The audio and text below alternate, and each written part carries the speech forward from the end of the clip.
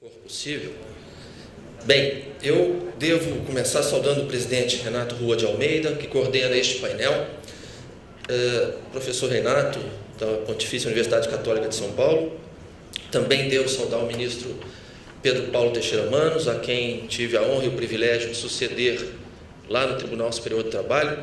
Aliás, diria, ministro Manos, que as fotos da capital paulista continuam lá, bem guardadas no gabinete, na medida em que sou um entusiasta aqui do estado de São Paulo, fui juiz aqui na 15ª região e fiz o mestrado também na Pontifícia Universidade Católica de São Paulo, instituição na qual estou postulando também título de doutor em Direito Constitucional. Enfim, os meus registros iniciais são de cumprimentos à presidência da Academia Brasileira de Direito do Trabalho, o acadêmico João de Lima Teixeira Filho, pela concepção e estruturação de um evento que reúne juristas importantes, nacionais e internacionais, e que nos oferece a reflexão uma série de temas atuais, temas sensíveis, temas relevantes, como esse que nos cabe aqui abordar, que diz respeito ao conteúdo lícito possível, quem sabe até necessário, dos acordos e convenções coletivas de trabalho. É preciso remarcar a importância deste evento, que se realiza no momento que nós estamos assistindo a uma transição de paradigmas.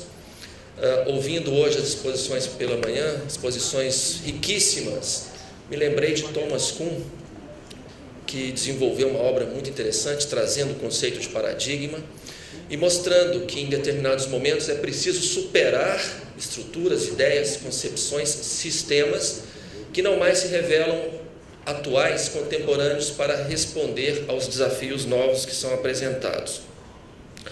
A sensação que nós temos é que o modelo ultrapassado da intervenção do Estado no domínio privado de relações de trabalho já morreu, mas um novo cenário ainda não nasceu. É preciso perceber que nós estamos, então, vivenciando esse momento de transição no nosso sistema de regulação das relações entre o capital e o trabalho. Evidentemente, como toda obra humana, a reforma trabalhista no Brasil, as opções que foram inscritas na Lei 13.467 estão sujeitas a críticas. Muitas críticas foram apresentadas à reforma trabalhista e muitas delas criticavam ou censuravam o tempo com que a nova legislação foi aprovada, votada e aprovada nas duas casas. E para nós que já estamos na jurisdição, para aqueles que atuam como advogados e mesmo os representantes do Ministério Público, me parece que esse é um questionamento superado, e superado porque legem habemus. Há um novo diploma normativo que consagra uma série de prescrições e, evidentemente, cabe-nos agora interpretar e aplicá-las sempre à luz do texto constitucional. Mas quando se critica a reforma trabalhista, se esquece também da necessidade de se revisitar o quadro econômico, social, quem sabe até político, que presidiu o instante em que o Congresso Nacional optou por uma nova formatação do modelo legislativo trabalhista brasileiro. Nós sabemos, isso foi muito noticiado, que havia um desemprego preocupante, uma crise social gravíssima, com um contingente expressivo de desempregados, que gravitavam entre 12 e 13 milhões. Também sabíamos que havia um elevadíssimo índice de informalidade, entre 40% e 50% da mão de obra no Brasil estava à margem do sistema seletista, o sistema formal de contratação, e isso obviamente impacta também a própria inclusão no sistema de seguridade social, particularmente na previdência social. Uma das outras características do mercado de trabalho no Brasil era, lamentavelmente, a alta rotatividade. Também marcado esse mercado de trabalho por um baixo nível dos salários. E mais do que isso, um dos propósitos foi tentar combater uma chamada litigiosidade endêmica, que tinha como uma de suas principais causas o papel e a atuação dos sindicatos no Brasil. Sindicatos que negociavam, mas as negociações não valiam. Sindicatos que produziam acordos e convenções coletivas e que, em muitos casos, patrocinavam ações voltadas a discutir a constitucionalidade de cláusulas que foram por eles próprios ajustadas. Ou seja, um sistema que parecia, no campo do direito coletivo do trabalho, esquizofrênico, porque as negociações não pacificavam, muito ao contrário, estimulavam a litigiosidade. Isso tudo para não falar, obviamente, na explosão do número de sindicatos no Brasil, apesar do texto constitucional anunciar um sistema ou um modelo de unicidade. Mais de 17 mil sindicatos sem representatividade. E é por isso que nós celebramos muito o discurso do nosso presidente, o discurso de abertura, porque qualquer que venha a ser intervenção legislativa para tentar regular o mercado de trabalho no Brasil, nós não podemos jamais abandonar os princípios estruturantes do próprio direito do trabalho no Brasil. É preciso encontrar fórmulas, como foi falado a exaustão nas exposições da manhã, fórmulas que permitam, que concedam segurança jurídica aos negócios que passam a ser firmados nesse novo ambiente de uma economia virtualizada, especialmente no campo das plataformas, sendo absolutamente insuficiente uma mera prescrição legal que diga que não há vínculo de emprego entre trabalhador que se utiliza de aplicativos e as entidades, as empresas que igualmente se valem dessa forma de prestação de serviços. Mas, como eu disse, nós vivemos um cenário de transição.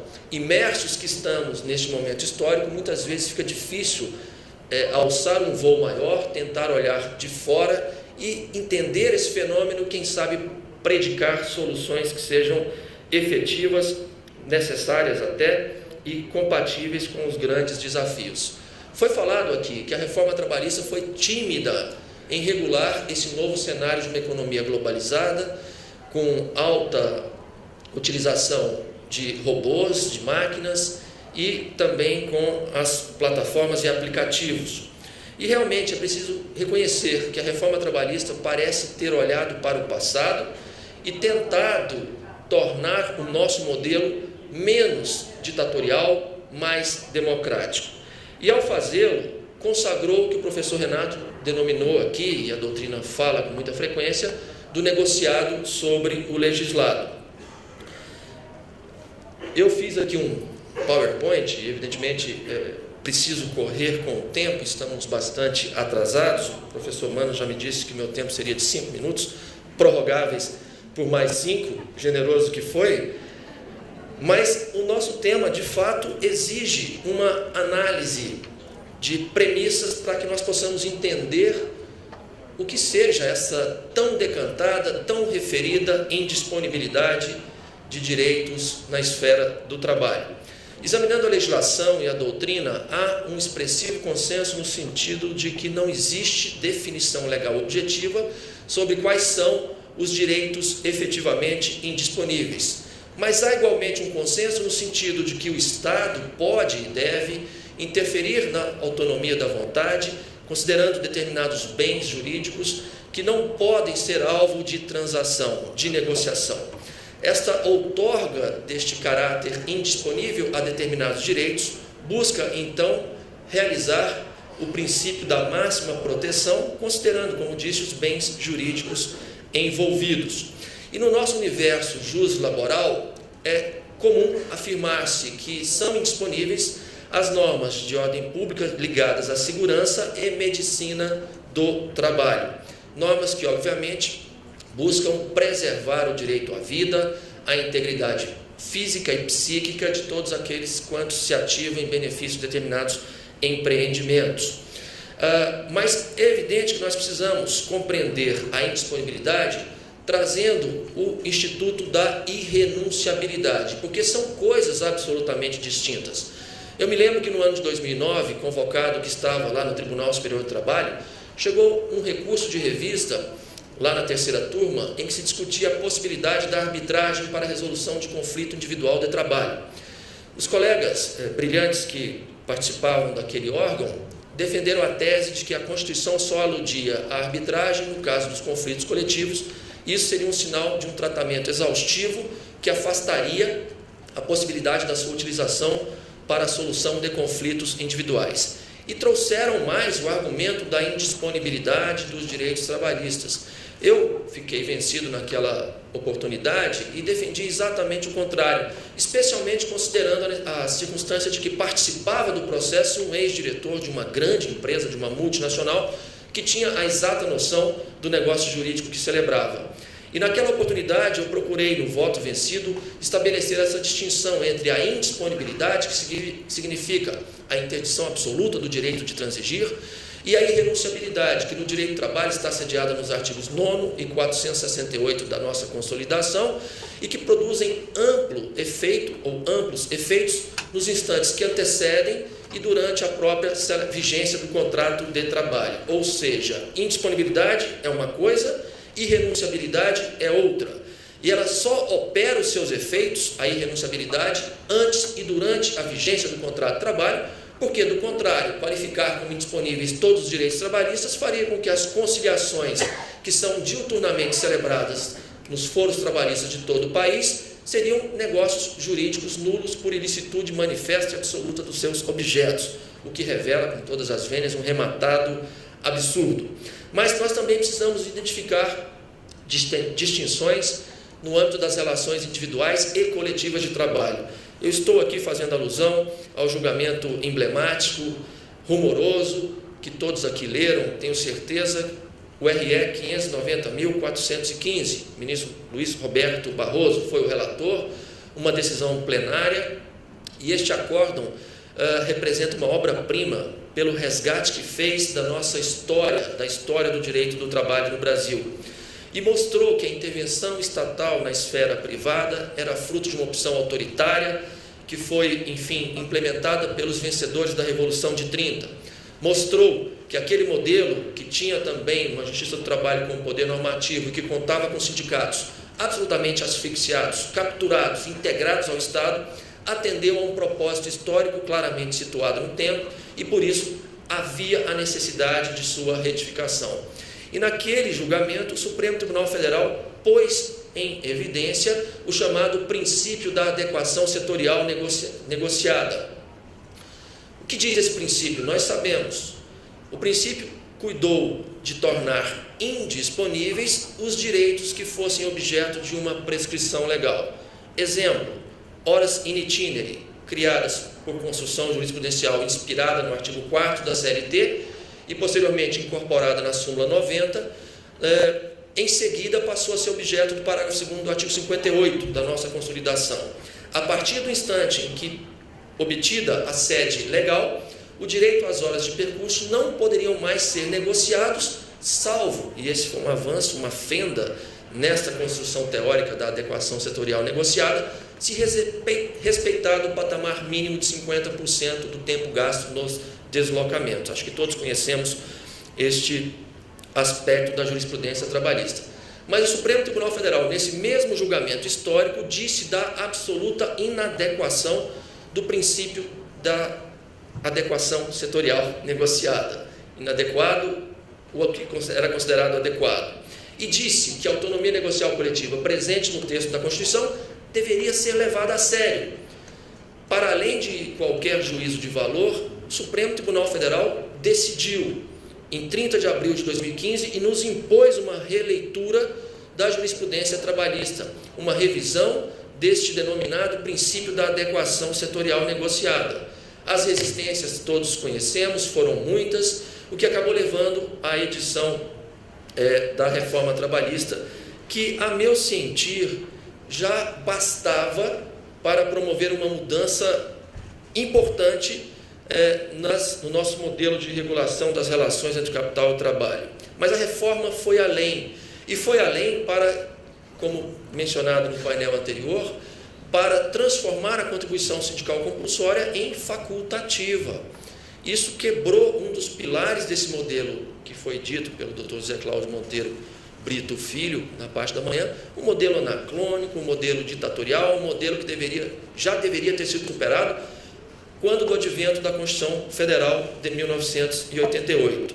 De sorte tal que é preciso interpretar esse novo cenário normativo que teve início com as decisões do Supremo Tribunal Federal, particularmente aquela do RE 590.415, e construir premissas para que nós possamos validar os acordos e convenções coletivas de trabalho.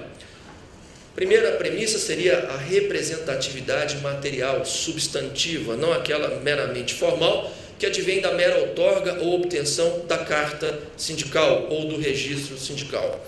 A segunda seria o estrito cumprimento das regras estatutárias previstas para a celebração de normas coletivas. E, finalmente, o terceiro campo de reflexão estaria vinculado ao próprio conteúdo, ao próprio objeto negociado, que jamais poderia alcançar normas de proteção à saúde e segurança do trabalho.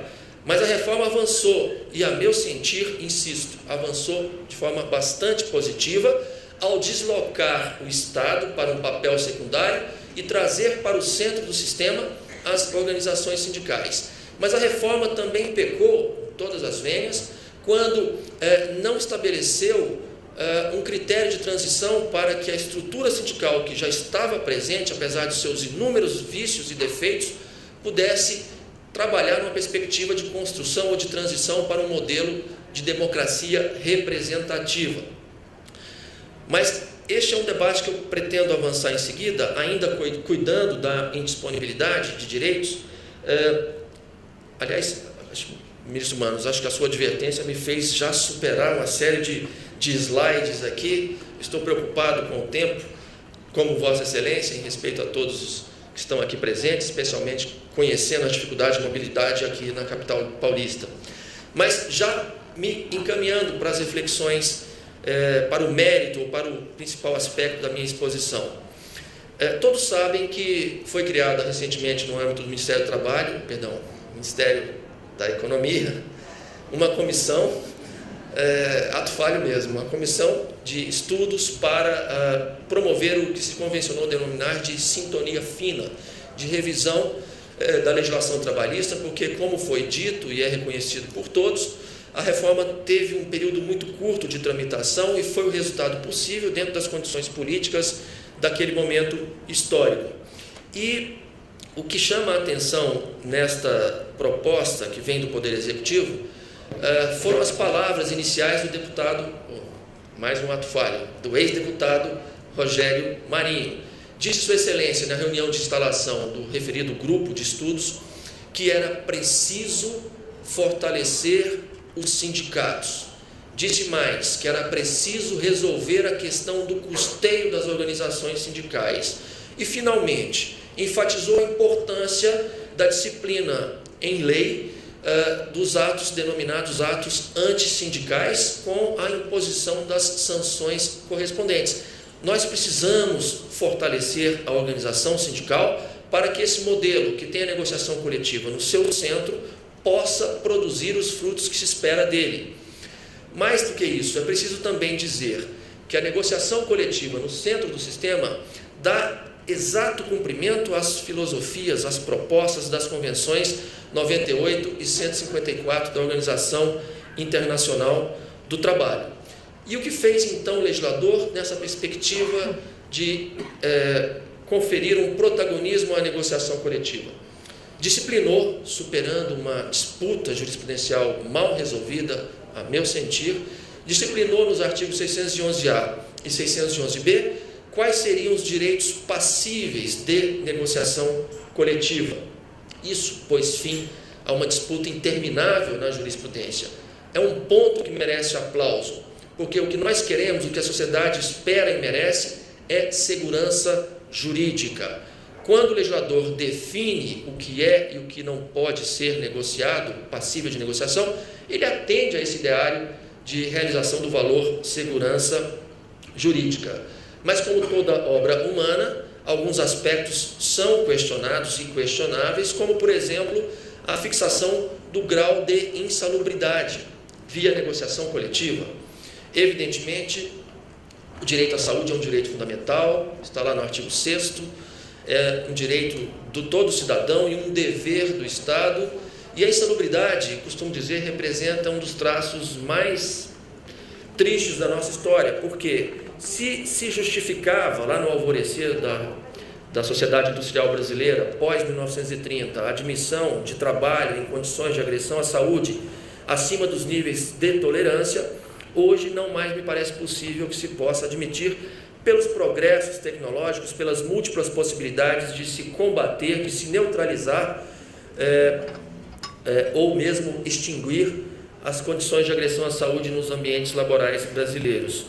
Mas a insalubridade, então, significa a monetização da saúde, que é um direito indisponível, que não poderia ser objeto de transação, como, aliás, o próprio artigo 13 do Código Civil define quando diz que nenhum de nós pode dispor do próprio corpo, correndo risco de morte, como, por exemplo, negociando órgãos. Isso é um direito indisponível. Existem, sim, direitos absolutos, o direito de não ser torturado, o direito de não ser escravizado, e, por intervenção estatal, está proibida a transação de órgãos, porque tudo isso conspira contra o valor maior da dignidade da pessoa humana.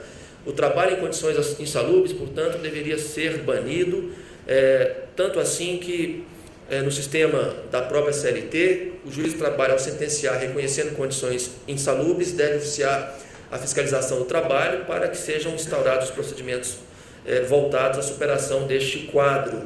Mais do que isso, jornada extra em ambiente insalubre, mais uma questão que me parece discutível, porque, ao fim e ao cabo, o direito que nós estamos considerando é o direito à saúde, como dito, um direito indisponível. Mas a CLT, no seu artigo 611b, trouxe 38 itens gravados da indisponibilidade e, no seu parágrafo único, aludiu à questão da duração do trabalho e dos intervalos não cuidarem ou não referirem a questões de saúde, higiene e segurança do trabalho. É interessante observar que a primeira convenção da Organização Internacional do Trabalho, que foi lembrada hoje pela manhã, na exposição do representante ilustre da Organização Internacional, era exatamente aquela que buscou reduzir a 44 horas a jornada máxima, 48 horas a jornada semanal máxima e 8 horas diárias de trabalho. Uma antiga bandeira da classe trabalhadora, uma bandeira que igualmente se compatibiliza com o propósito de planificação do emprego, uma bandeira, enfim, que se conjuga ao ideal de evitar o incremento de acidentes do trabalho durante a sobrejornada, a depender das atividades envolvidas, de sorte tal que essas disposições me parecem sim problematizáveis à luz da indisponibilidade dos direitos sociais trabalhistas. Viram o foguete, né? Estamos com pressa. É preciso, então, para concluir, dizer o seguinte: direitos indisponíveis, ou a indisponibilidade de direitos, é tratada como um princípio no nosso ordenamento jurídico e, portanto, pode sim ser objeto de uma apropriação pelo legislador mais concreta, como aconteceu na CLT, artigo 611A e 611B. As questões ligadas ao meio ambiente e trabalho, à salubridade e aos impactos meta-individuais são todas, a meu sentir, também matérias gravadas com a nota da indisponibilidade. E, por fim, nós temos agora o desafio na jurisprudência de, chancelando os critérios do legislador, com alguns reparos que podem e devem ser feitos, oferecer à sociedade a tão necessária segurança jurídica, equilibrando os interesses em conflito. Era isso. Muito obrigado a todos.